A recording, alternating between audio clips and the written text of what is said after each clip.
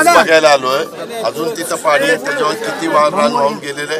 ज्यांची जमीन खरडून गेलेली आहे, नदीच्या कडेला मळीची जमीन असते ती गेलेली असेल, तर त्या संदर्भामध्ये देखील आमचा निर्णय झालेला आहे. एकदा ते पाणी तर उसरू दे. आज जसं आता तो दूधवाला म्हणत होता की दादा 4-5 दिवस म्हशीचं दूध आणून इथं करमाळ्यामध्ये देतो, मला येता येत नव्हतं, मात्र आज मला यायला लागलं.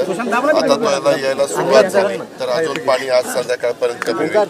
मी शाळेतल्या मुलामुलींच्या करता देखील ती व्यवस्था, जे बार बीर तुटलेले आहेत आणि तिथं जे काही सगाळ बिगाळ अडकलेले ते सगळे काढायला सांगितलेलं आहे. आता तुम्ही म्हणताय तसंच आम्ही आमच्या अधिकाऱ्यांना सूचना दिलेल्या आहेत. ते पंचनामे होतील.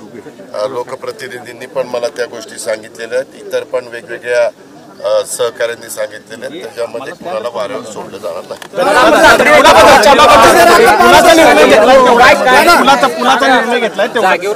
जागेवर निर्णय घेतलाय.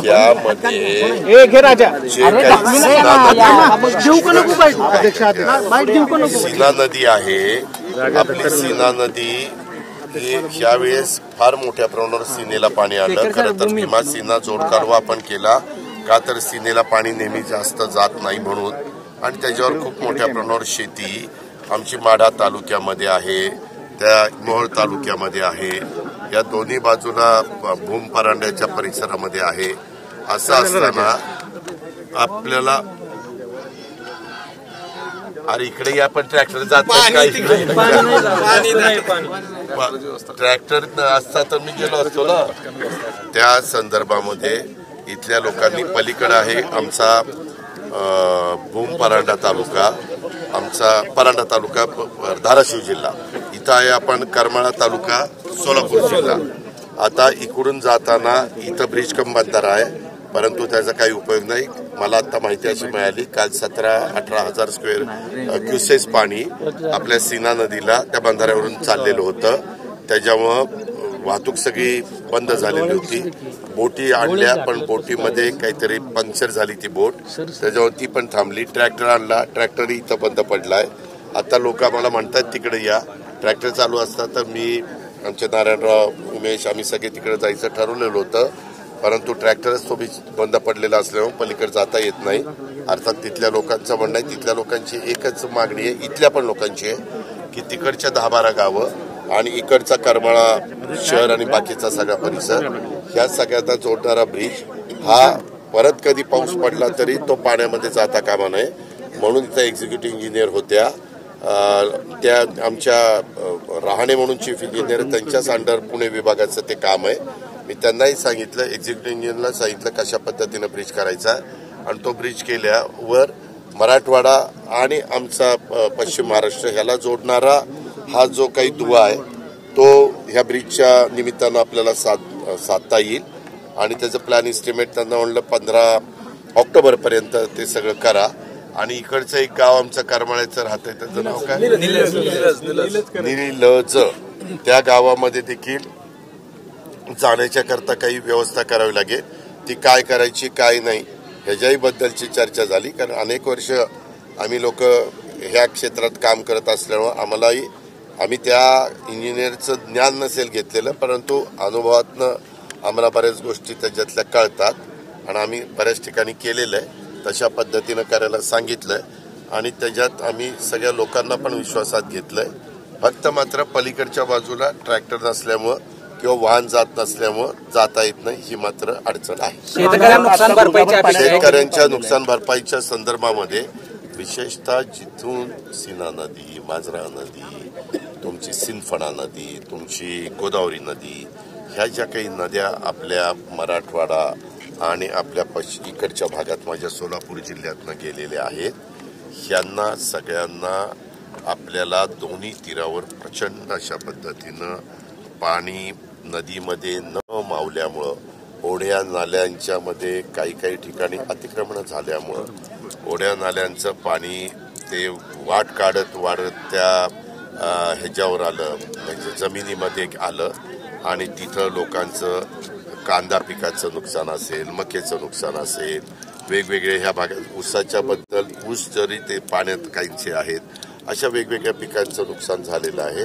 त्याचे पंचनामे करायला नदीकाठच्या भागामध्ये आपल्याला लगेच जाता येणार नाही, कारण त्याला अजून वापसा नाहीये. आम्ही काही ठिकाणी तिथं गेलो होतो तर तिथंही चिखल आहे, पण जिथं आज काही दुरुस्ती करण्याची गरज आहे तशा पद्धतीची काळजी आपण त्या बाबतीमध्ये घेतो आणि तशा प्रकारच्या सूचना अधिकाऱ्यांना दिलेल्या. अधिकारी पण काम करतायत. काही ठिकाणी आम्ही फॉरेस्टची मदत घेतोय. जिथं फॉरेस्टमध्ये तलाव आहेत, मगाशी एक तलाव बघितला तर तो अक्षरशः जवळपास काठोकाठ भरलेला दिसला, गोरेवाडी गावाच्या तिथला.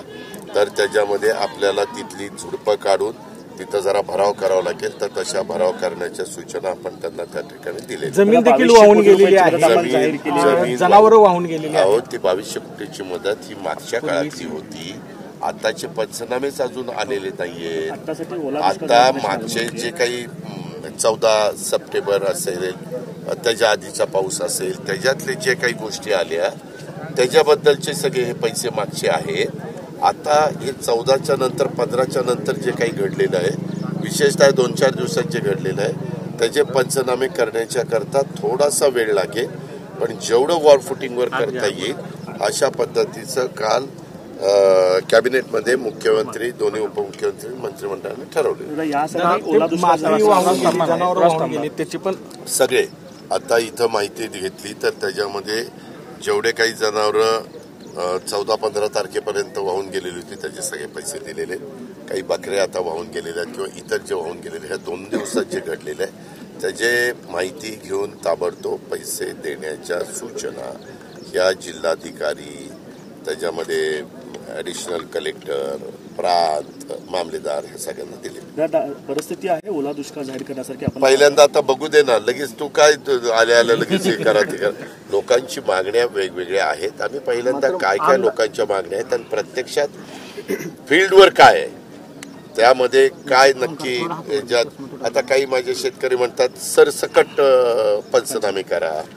नदीच्या काठाच्या दोन्ही तीरावरच्या जमिनी मात्र मोठ्या प्रमाणावर, जमीन नाही माती, जमिनीची माती मात्र मोठ्या प्रमाणावर मळशीची माती आपण त्याला म्हणतो, ती मळी काही मळशी म्हणतात.